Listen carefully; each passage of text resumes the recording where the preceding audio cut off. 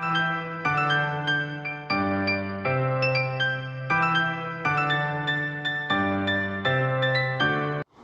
Friends, welcome to the Stolen Notes. आज का video है introduction to CPWA, that is central public works accounts. Civil audit और civil accounts में ये PC 16 के अंडर में है और कमर्शियल ऑडिट में CPWA PC 12 के अंडर में है। तो आइए देखते हैं सिलेबस में क्या क्या इंक्लूडेड है। सबसे पहले इसमें आता है CPWA code, that is central public works accounts code. दूसरा है अकाउंट्स कोड वॉल्यूम 3। तीसरा है MSO, manual of standing orders, A&E, chapter 8 and 9। Chapter 8 is of works and chapter 9 is for forest. Forest include है इस syllabus में। इसके बाद है CPWD वर्क्स मैनुअल्स, उनके डिपार्टमेंट का जो मैनुअल है that is also included in this syllabus. अब देखते हैं major components of the syllabus. Basically पूरा का पूरा सिलेबस डिवाइडेड है दो पार्ट्स में। एक है सिविल वर्क्स और दूसरा है forest accounts. Forest accounts is approximately 20% of the syllabus. Civil works is approximately 80% of the syllabus. तो फिलहाल फॉरेस्ट अकाउंट्स को ज़्यादा डेप्थ में जानने की आवश्यकता नहीं है। जब उसके ऊपर स्पेशली हम लेक्चर वीडियोस बनाएंगे तब उसको हम पूरा का पूरा कवर कर लेंगे। रही बात सिविल वर्क्स की, तो इसमें बहुत कुछ है जिसका ओवरव्यू हम अभी देख सकते हैं।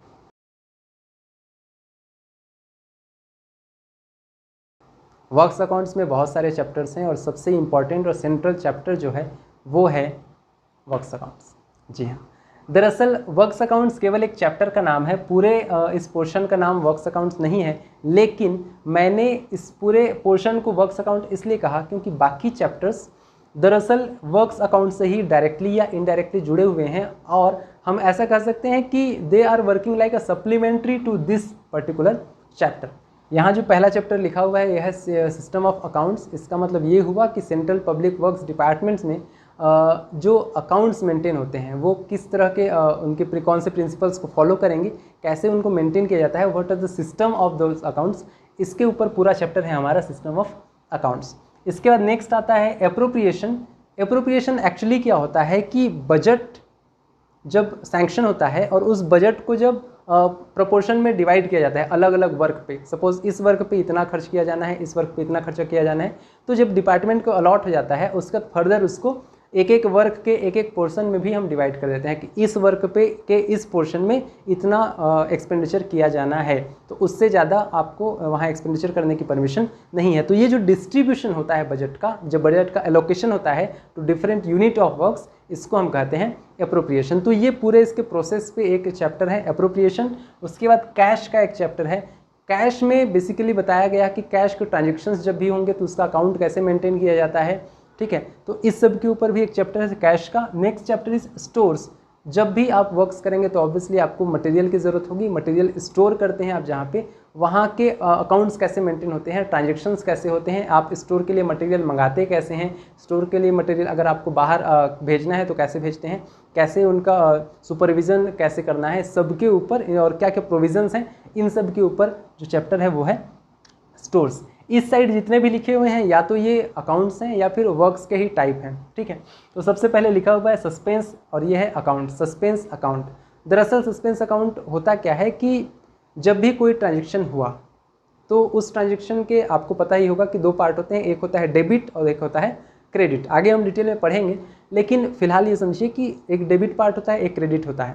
और जब आपको नहीं पता कि किसी ट्रांजैक्शन को कहाँ डेबिट या क्रेडिट करना है तो एक टेम्पररी अकाउंट होता है जहाँ हम उसको डेबिट या क्रेडिट कर देते हैं फिलहाल के लिए, और इस अकाउंट को कहते हैं सस्पेंस अकाउंट। तो इन सस्पेंस अकाउंट से रिलेटेड क्या क्या प्रोसेसेस होते हैं इस सब के ऊपर ये चैप्टर है suspense account. Next is deposit and it is a work, ठीक है। डिपॉजिट वर्क क्या होता है कि आपने CPWD के पास पैसे जमा किए और उस डिपॉजिट के बदले अब CPWD आपका काम करता है। वो जब भी नॉन गवर्नमेंट वर्क करने जाता है तो पहले वो डिपॉजिट ले लेता है, उसके बाद वो काम करता है। सो इसको कहते हैं हम deposit work. Next is lump sum account, जहाँ पे एक अमाउंट फिक्स होता है और उस अमाउंट के लिए कॉन्ट्रैक्टर आपके लिए काम करता है, तो उसके प्रोविजंस क्या हैं, उसके प्रोसीजर्स क्या हैं, ये है आपका अगला chapter lump sum account. Next one is workshop account, ठीक है। CPWD व्हेन उसके डिपार्टमेंट के अंदर एक वर्कशॉप स्टैब्लिश करके उसके अंडर काम होते हैं, उसके जो पूरा प्रोसीजर्स हैं वो इंक्लूड हुए हैं इस चैप्टर में, वर्कशॉप अकाउंट में। नेक्स्ट इज मैन्युफैक्चर अकाउंट, जब भी आप मैन्युफैक्चर करेंगे किसी मटेरियल का तो उसका किस तरह से अकाउंट्स मेंटेन होंगे, इसके ऊपर है आपका चैप्टर मैन्युफैक्चर अकाउंट। और लास्ट यहाँ पे लिखा हुआ है नॉन गवर्नमेंट वर्क्स, ठीक है। तो जब भी नॉन गवर्नमेंट वर्क्स के अलावा जो non government works CPWD perform करता है तो वो किन गाइडलाइंस के अंदर में करता है और क्या प्रोसीजर्स होते हैं, ये सब कुछ है इस चैप्टर में जिसका नाम है नॉन गवर्नमेंट वर्क्स। इसके अलावा कुछ और मिसलेनियस चैप्टर्स हैं, जैसे एक डिविजनल ऑफिसर होता है जो CPWD के अलग अलग डिविजन्स होते हैं और एक डिवीज़न का वो हेड होता है, वहाँ को डिसबर्सिंग ऑफिसर भी होता है, वहाँ सब कुछ वही मेंटेन करता है, तो वो हो गया डिविजनल ऑफिसर। तो उसके अकाउंट्स के ऊपर उसको कौन कौन से अकाउंट सबमिट होंगे, वो कौन कौन से काम करेगा, इस सब के ऊपर एक चैप्टर है डिविजनल ऑफिसर का। सब डिविजनल ऑफिसर होता है उसके अंडर में, ठीक है, तो वो सब डिविजनल ऑफिसर का भी एक चैप्टर है। अकाउंट्स ऑफिसर होता है, पे एंड अकाउंट ऑफिसर, उसका एक चैप्टर है। तो ऐसे और बहुत से भी चैप्टर्स हैं, ठीक है। तो वो सब मिसलेनियस चैप्टर्स हैं, लेकिन ओवरऑल जो सेंट्रल और सबसे इंपॉर्टेंट चैप्टर है दैट इज़ वर्क्स अकाउंट्स, इसलिए मैंने इस पूरे पोर्शन को कहा था वर्क्स अकाउंट्स। तो ये रहा इस पूरे पोर्शन का लगभग कॉम्पोजिशन। आइए देखते हैं कि CPWD के लिए कौन कौन सी बुक्स प्रिस्क्राइब्ड हैं। इससे पहले कि मैं बुक प्रिस्क्राइब करूं, मैं एक चीज़ बहुत क्लियर कर दूं कि ये वीडियो किसी के द्वारा भी स्पॉन्सर्ड या इन्फ्लुएंस नहीं है। मैं जो बता रहा हूं अपना पर्सनल भी बता रहा हूं, और आप किसी से भी पूछेंगे, आप सबको तो पता भी होगा कि CPWD में नॉर्मली नभी पब्लिकेशन की एक बुक है जो बहुत कुछ सिलेबस कवर करती है। इसके अलावा जयरथ की 2 बुक्स हैं, एक है जो पूरा चैप्टर्स हैं जिसमें, और एक है जिसमें MCQs हैं, तो वो दोनों भी इम्पॉर्टेंट हैं। तो ये तीनों बुक्स हो गए। इसके अलावा आप ऑनलाइन सर्च कर सकते हैं MSO manual of standing orders A&E का चैप्टर 8 और 9, ये दोनों भी बहुत इंपॉर्टेंट हैं, क्योंकि इतना तो कम से कम पढ़ ही लेना चाहिए। और इसके अलावा जितने भी आपको मटेरियल मिलते हैं, अगर आपको लगता है कि उसमें ऐसा कुछ है जो ऑलरेडी इस सब में कवर नहीं हुआ है, तो आप उसको भी पढ़ सकते हैं। रही बात ये कि सिलेबस का कौन सा पोर्शन ज़्यादा इंपॉर्टेंट है, वैसे तो पूरा का पूरा सिलेबस ही इम्पॉर्टेंट है, लेकिन जैसा कि मैंने बताया था कि सेंट्रल जो चैप्टर है जहाँ जिसके अराउंड सब कुछ रिवॉल्व होता है वो है वर्क्स अकाउंट्स। तो ऑब्वियसली उस पर थोड़ा ज़्यादा कंसंट्रेट कीजिएगा, लेकिन कई बार हम लोग जो एक गलती कर देते हैं, क्योंकि सबसे बड़ा चैप्टर है वर्क्स अकाउंट्स, तो इसको पढ़ने के चक्कर में हम लोग, इसको ज़्यादा डेप्थ में पढ़ने के चक्कर में हम लोग जो छोटे छोटे चैप्टर्स हैं, जैसे मैन्युफैक्चर अकाउंट हो गया, वर्कशॉप अकाउंट हो गया, सस्पेंस अकाउंट हो गया, तो इस सब को हम लोग छोड़ देते हैं कई बार। तो ये गलती प्लीज़ मत कीजिएगा, क्योंकि वर्क्स अकाउंट को आप कितना भी पढ़ लें वो केवल एक पोर्शन ही है, वो पूरा का पूरा आपको एग्ज़ाम पास करके अकेला चैप्टर नहीं दे सकता, बल्कि छोटे चैप्टर्स में आपको पढ़ने में टाइम भी कम लगेगा और कुछ ना कुछ क्वेश्चंस तो आपको एग्ज़ाम में अटेम्प्ट करने को मिल ही जाएंगे। तो सारे चैप्टर्स को आप इक्वली इम्पॉर्टेंस दे के पढ़िएगा।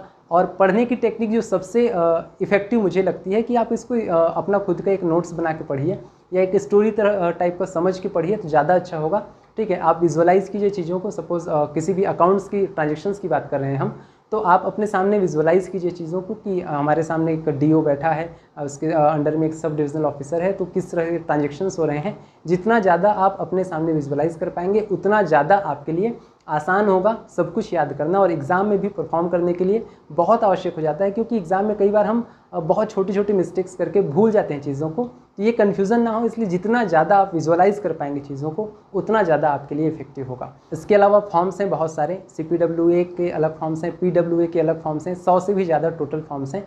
और इन फॉर्म्स को आप केवल नाम याद रखने से आप काम नहीं चलता, आपको एग्जैक्टली पता होना चाहिए कि कौन सा फॉर्म क्या काम करता है और किस सिचुएशन में कहाँ यूज़ किया जाता है। तो ये अगर पूरा आपको याद है तो भी आपको बहुत सिलेबस कवर हो जाता है। मुश्किल नहीं है याद करना, जैसे जैसे आप चैप्टर्स पढ़ते जाएंगे तो उनके बीच में जो फॉर्म्स आते हैं बस आप केवल उनको याद करते चले जाइए, आपको आधे से ज़्यादा फॉर्म ऐसे ही याद हो जाएंगे। तो दोस्तों ये था ओवरऑल इंट्रोडक्शन टू CPWA। अगले वीडियो में हम लेके आएंगे इसका पहला चैप्टर। तब तक के लिए जय हिंद।